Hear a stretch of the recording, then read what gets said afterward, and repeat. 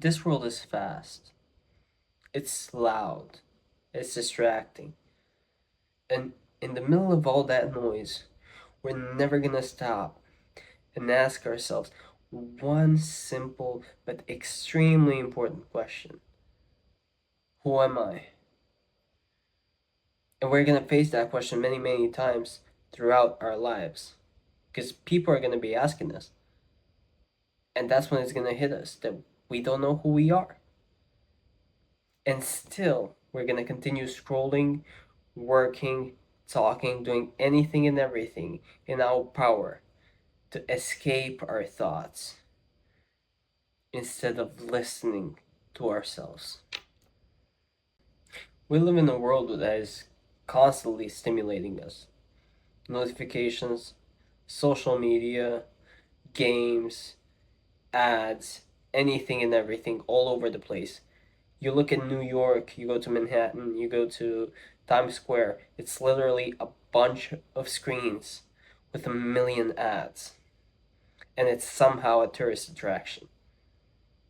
No wonder people are lost. No wonder people are depressed. How would you not be if you're living completely on autopilot and you're just following the crowd? Look what the crowd wants. It's stupid. It doesn't make sense. That's why people are depressed, right? And they know what they do every day, but they don't know who they are.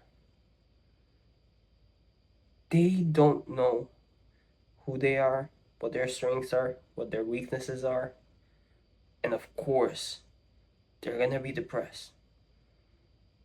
And like I said in my last video, the most important thing if you want good mental health standing, you need to make friends with your mind.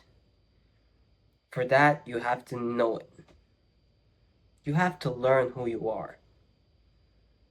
And your mind is extremely strong, as previously said in my last video, but we'll go over that again.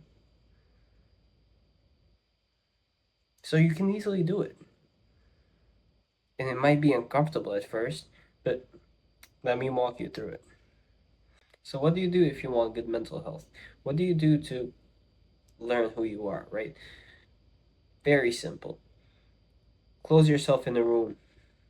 No phone, no distractions, no laptops, no music. Just close yourself in a room and stare at a wall or at the ceiling. And ask yourself some difficult questions. Ask yourself, what was the last thing that pissed you off? What was the last thing you got triggered by?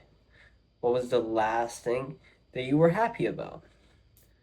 Slowly start questioning things. Start questioning yourself. What do you like? What do you love? What are your weaknesses? What are your strengths? What triggers you? What makes you feel insecure? What makes you feel depressed? When are you most depressed? When are you most anxious? These are all thoughts that are extremely important. And nobody asks themselves this.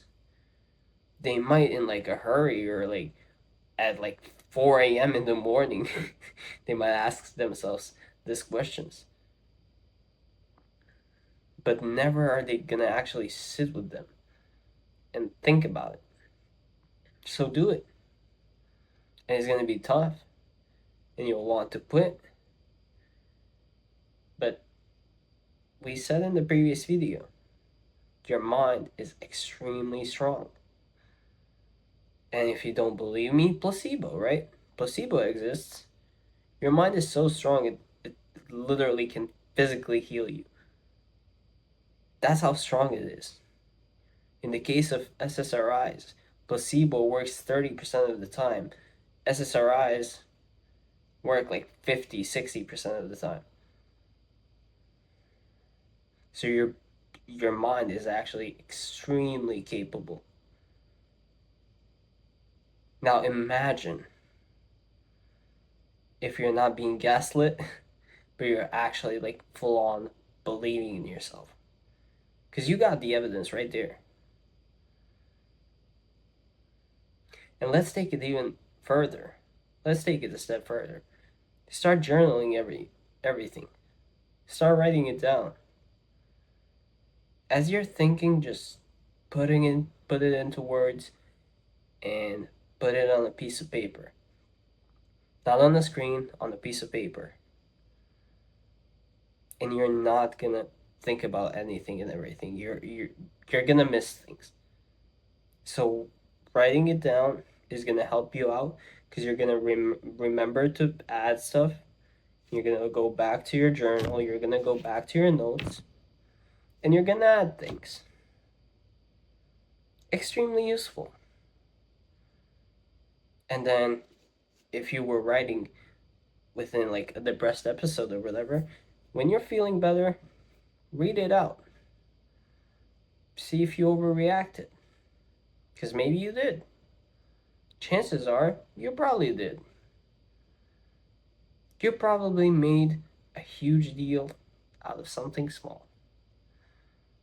And the DSM-5, which psychologists use to diagnose people, you look at that, most mental health illnesses, most mental health problems have something irrational in them, in the way that they think. Doesn't matter if it's depression or if it's schizophrenia, there is going to be an irrational component. So having a journal, writing things down, and then analyzing it afterwards is going to be extremely useful because it will tell you a lot. And it can help you. So that's what I recommend to literally anybody. That's why I'm making this video. I'm recommending that you do that. Because you go on a therapy session, your therapist is probably going to start writing down things. That's why they do it. It's that simple. And you're paying them, what, $100, $200 a session? No. No, completely unnecessary. Do it yourself. Trust me. You're going to save a bunch of money, and you're going to be best friends with yourself. That's the goal. And look, if you want clarity, if you want control, if you want to be truly happy, if you want to enjoy your life, start now. If you don't want to do it now, then I don't think you want it that bad. But maybe you're busy, so let's give you a day. Today, do it today. And do it for like 5 minutes, 10 minutes, 1 hour. The more you do it, the faster you're gonna get control over your mental health. The faster that you do it, the more often that you do it, the better you're gonna feel as time progresses. So do that. Just go ahead, write some questions down, answer those questions, have some time with yourself, respect yourself. And if you do this, just drop a comment. Let me know if you learned something about yourself. I'm gonna tell you I'm proud of you because it really is annoying to do this. It's a hustle, but it's extremely beneficial for you and for everybody that you love. And if you want more content like this, well, I'm just getting started. So subscribe if you like this video, like it, share it with some friends if you found it helpful, and if you want them to start improving themselves.